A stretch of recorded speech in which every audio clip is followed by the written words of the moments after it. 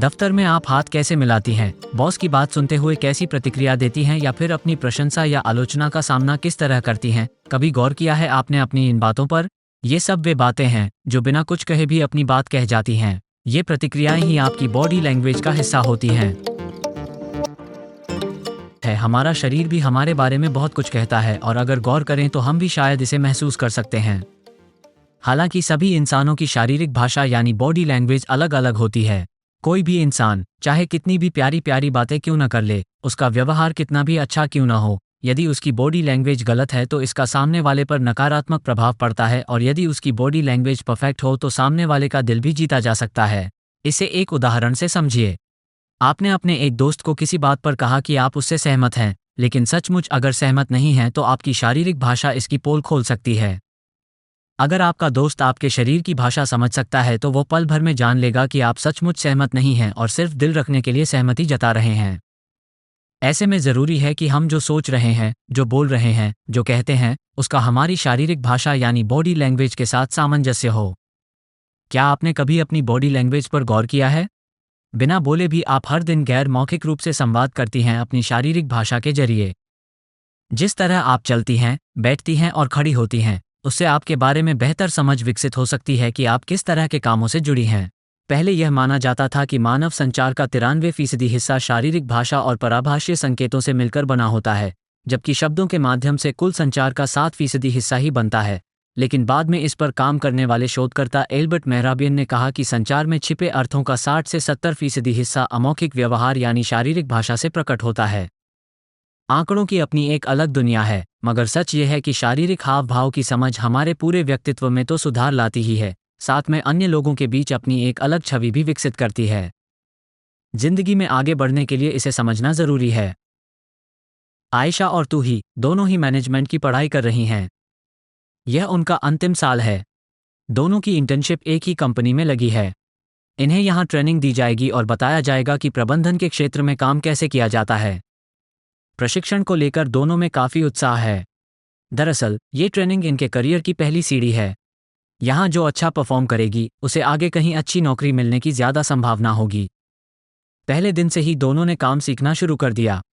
हालांकि दोनों कॉलेज में ही थीं, लेकिन आयशा ने जल्द ही कंपनी का माहौल भांप लिया। उसने वहाँ काम करने वाले लोगों को देखकर उनके उठने बैठने और बोलने के तरीके पर गौर करना शुरू किया और काम के साथ साथ उनकी बॉडी लैंग्वेज भी सीखने लगी। वहीं तूही अपने कॉलेज वाले बिंदास एटीट्यूड को छोड़ नहीं सकी। जब मैनेजर उसे काम समझाते तो उसके कान भले ही बॉस की बात सुन रहे होते, लेकिन आंखें कमरे में 100 चीज़ें तलाश कर रही होती।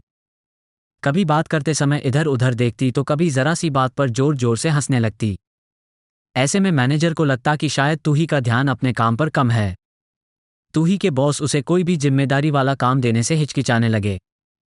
वहीं आयशा बड़ी गंभीरता और ध्यान से अपने सीनियर्स की बात सुनती और काम करती। धीरे धीरे आयशा की बॉडी लैंग्वेज से आत्मविश्वास झलकने लगा और वो टीम की चहेती बन गई। 2 महीने बाद जब इंटर्नशिप खत्म हुई तो आयशा की खुशी का ठिकाना नहीं था। उसके हाथों में वही कंपनी ज्वाइन करने का ऑफर लेटर था। ऐसा नहीं था कि तूही को आयशा से कम ज्ञान था या उसे काम करना नहीं आता था, लेकिन शायद उसकी क्षमता और बॉडी लैंग्वेज के बीच तालमेल ठीक से बाहर नहीं आ पाया। बातों को बोलने के लिए हमेशा जुबान की ज़रूरत नहीं होती। जिस तरह हम उठते बैठते हैं, हमारे चेहरे का भाव, हाथों का हाव भाव और हमारी आंखें जाने अनजाने काफ़ी कुछ बोल जाती हैं। इसे बॉडी लैंग्वेज या शारीरिक भाषा कहा जाता है। यह एक तथ्य है कि जुबान से निकले शब्दों की तुलना में हम अपने शरीर और चेहरे के हाव भाव से ज़्यादा बोलते हैं। किसी से मुलाकात करते हुए एक हल्की सी मुस्कान बताती है कि हम सामने वाले से बातचीत करने के इच्छुक हैं, जबकि हमारे चेहरे पर कठोर या सपाट भाव किसी भी बातचीत को फौरन खत्म करने का संकेत हो सकता है। अपने फ़ोन को बार बार देखना या बार बार घड़ी पर नज़र डालना बातचीत में रुचि न होने का संकेत देता है। दूसरी ओर सामने वाले पर ध्यान फोकस करना बताता है कि आपको उसके साथ अच्छा लग रहा है। बातचीत के दौरान अपनी आंखों को इधर उधर घुमाना बताता है कि आपको सामने वाले की बातों या विचार पर विश्वास नहीं है। दूसरी तरफ अगर हमें सामने वाले की बातों में विश्वास होता है तो हमारी आंखें चमक उठती हैं। कॉरिडोर में सिर नीचे करके चलना बताता है कि आप मन से वहां उपस्थित नहीं हैं। वहीं चलते हुए गुजरने वाले लोगों से साधारण मुस्कुराहट या सिर हिलाकर मिलना गर्मजोशी पैदा करता है। साक्षात्कार में दृढ़ता से हाथ मिलाना आत्मविश्वास और शक्ति दर्शाता है, जबकि हल्के से हाथ मिलाना घबराहट और कमजोरी बताता है। ये कुछ ऐसी बातें हैं जो हमारी बॉडी लैंग्वेज का एक हिस्सा हैं और ये तब भी बोलती हैं जब हम चुप रहते हैं। ये बताती हैं कि हम इस समय क्या सोच और महसूस कर रहे हैं। बॉडी लैंग्वेज महिलाओं की दिन प्रतिदिन की बातचीत का एक बहुत ही महत्वपूर्ण हिस्सा है। यह एक व्यक्ति के रूप में उनके बारे में बहुत कुछ बताती है। जैसे ही बातचीत औपचारिक से अनौपचारिक में बदलती है, हमारी बॉडी लैंग्वेज भी बदल जाती है। लेकिन ये भी सच है कि अपने काम करने की जगह पर हम वैसी बॉडी लैंग्वेज नहीं रख सकते जैसा कि हम घर पर या किसी करीबी दोस्त से बातचीत के दौरान रखते हैं। कार्यस्थल पर संवाद महत्वपूर्ण होता है।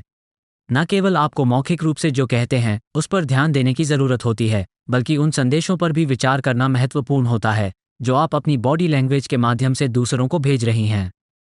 आप कुछ धारणाओं का समर्थन या खंडन करने के लिए अपनी बॉडी लैंग्वेज का इस्तेमाल कर सकती हैं। कार्यस्थल पर यह ज़्यादा महत्वपूर्ण है क्योंकि कभी कभी धारणा वास्तविकता का रूप ले लेती है। उदाहरण के लिए, अगर आपकी बॉडी लैंग्वेज या टोन से आत्मविश्वास नहीं झलक रहा है तो आपके साथ काम करने वाले सहकर्मियों को लग सकता है कि आप किसी काम में वैल्यू ऐड नहीं कर रही हैं।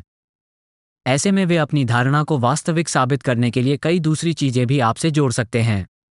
महिलाओं के लिए बॉडी लैंग्वेज का संबंध केवल संवाद करने से नहीं है, बल्कि यह उनमें एक ऊर्जा भी दिखाती है। बॉडी लैंग्वेज महिलाओं के व्यक्तित्व में निखार लाती है। इस बात को भी प्रभावित करती है कि आप अंदर से कितना आत्मविश्वास महसूस करती हैं। यदि आप आत्मविश्वास और शक्तिशाली शारीरिक भाषा को अपनाती हैं तो आपके आसपास के लोग आपको आत्मविश्वास और शक्तिशाली के रूप में देखेंगे, भले ही अंदर से आप कैसा भी महसूस करें। आप महसूस करेंगी कि आपके साथ काम करने वाले और दूसरे लोग आपको एक आत्मविश्वासी महिला के रूप में देखते हैं। बॉडी लैंग्वेज आपकी और दूसरों की आपके प्रति मानसिकता को बदल देती है। आपको विश्वास होने लगता है कि आप एक आत्मविश्वासी और शक्तिशाली महिला हैं। कभी कभी महिलाओं को अपनी राय और बातों में आत्मविश्वास और मुखरता दिखाने की जरूरत होती है। ऐसे में उनको कार्यस्थल पर कुछ बातों का विशेष ध्यान रखने की जरूरत होती है। आंखें अभिव्यक्ति का महत्वपूर्ण जरिया हैं। कार्यस्थल पर आंखों को लेकर महिलाएं अक्सर कुछ गलतियां करती हैं। अक्सर देखा गया है कि किसी चर्चा या विचार विमर्श के दौरान वे आंखें मिलाकर अपनी बात नहीं कहती हैं। यह निश्चित रूप से कम आत्मविश्वास होने का संकेत देता है। ऐसा भी अक्सर देखा जाता है कि अगर महिलाओं की किसी बात से सहमति नहीं है तो उनकी आंखें इधर उधर देखने लगती हैं। ज्यादातर महिलाओं को पता नहीं चलता, लेकिन ऐसी बॉडी लैंग्वेज से सामने वाला उपेक्षित महसूस कर सकता है। इसके अलावा जब महिलाएं मुखर दिखना चाहती हैं तो अक्सर उनकी आंखें चौड़ी हो जाती हैं। एक बार फिर यह एक गलत संकेत होता है और सामने वाले को लगता है कि अपनी बात साबित करने के लिए वे अलग से कोशिश कर रही हैं। इसके अलावा आंखों से चुलबुला इशारा करना भी बात को गलत दिशा में ले जाता है। आंखों को बार बार झपकाने से भी बचना चाहिए। सिर को ठीक से हिलाकर स्पष्ट मंजूरी के साथ हाँ या नहीं कहना महत्वपूर्ण है। कभी कभी जब कोई बात कर रहा होता है तो बहुत अधिक सिर हिलाना उस व्यक्ति को भ्रमित कर सकता है और आपको किसी काम के प्रति अति उत्साहित दिखा सकता है। ऐसा करने से बचना चाहिए। जब आप किसी से बात कर रही हैं तो ध्यान रहे कि पूरी चर्चा के दौरान बोलने में समान स्पष्टता होनी चाहिए और पिच भी सही होनी चाहिए। अगर आप कोई चर्चा ऊंची आवाज से शुरू करती हैं और धीमी आवाज में खत्म करती हैं तो ये लोगों को भ्रमित कर सकता है। ये संदेश देता है कि आप किसी बात को अधिकार के साथ शुरू करती हैं, लेकिन चर्चा के बीच में नियंत्रण खो देती हैं। अक्सर देखा जाता है कि महिलाएं हल्के और ढीले तरीके से हाथ मिलाती हैं, मानो वे केवल हाथ छूकर निकल गई हों। अनजाने में ही सही, लेकिन इस तरह हाथ मिलाने से वे अपने कोमल व्यक्तित्व का संकेत देती हैं। बहुत ज्यादा या बहुत कम बोलना भी दफ्तर में गलत संदेश दे सकता है। बहुत बोलने से कभी कभी लोग आपको गंभीरता से लेना कम कर देते हैं। वहीं अगर आप एकदम ही कम बोलती हैं तो यह आपके भीतर किसी तरह के डर होने का संदेश देता है। संवाद हमारी जिंदगी का महत्वपूर्ण हिस्सा है। संवाद शक्ति के तहत आपके मुंह से निकले शब्द ही नहीं, बल्कि आपके शरीर के हाव भाव भी आते हैं। मुंह से निकलने वाले शब्दों की अपेक्षा आपके शरीर के हाव भाव बहुत कुछ कहते हैं। कार्यस्थल पर महिलाओं को शब्दों के साथ साथ अपने शरीर के हाव भाव पर भी ध्यान देना चाहिए।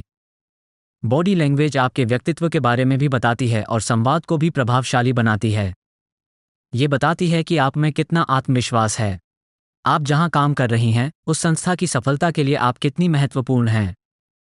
महिलाओं के लिए बेहद जरूरी है कि वे इशारों की भाषा न अपनाएं। यह आपके व्यक्तित्व में कमी को दर्शाता है। कार्यस्थल पर कुछ दूरी बनाकर रखना बेहतर होता है। किसी से बात करते समय इतनी दूरी बनाकर रखें कि सामने वाला आपसे घबराए नहीं और साथ ही आपके साथ सही तरीके से पेश आए। कार्यस्थल पर जरूरत से ज्यादा हंसना निश्चित रूप से गलत संदेश देता है। किसी बात के संदर्भ में हंसना या मुस्कुराना सही है, लेकिन आसपास के लोगों की उपस्थिति ध्यान रखना भी बेहद जरूरी है, नहीं तो कई बार यह उल्टा काम कर सकता है। होठों पर बार बार जीभ फेरना आप में आत्मविश्वास की कमी बताता है। बहुत ज्यादा हंसना या होंठ काटना दूसरों को गलत संदेश दे सकता है। किसी से मुलाकात में एक हल्की सी मुस्कान बताती है कि आप बातचीत की इच्छुक हैं, जबकि चेहरे पर सपाट भाव बातचीत को खत्म करने के संकेत हो सकते हैं। कार्यस्थल पर आपको उन संदेशों पर भी गौर करना होता है जो आप अपनी बॉडी लैंग्वेज से दूसरों को भेज रही हैं। बॉडी लैंग्वेज इस बात को भी प्रभावित करती है कि आप भीतर से कितना आत्मविश्वास महसूस करती हैं।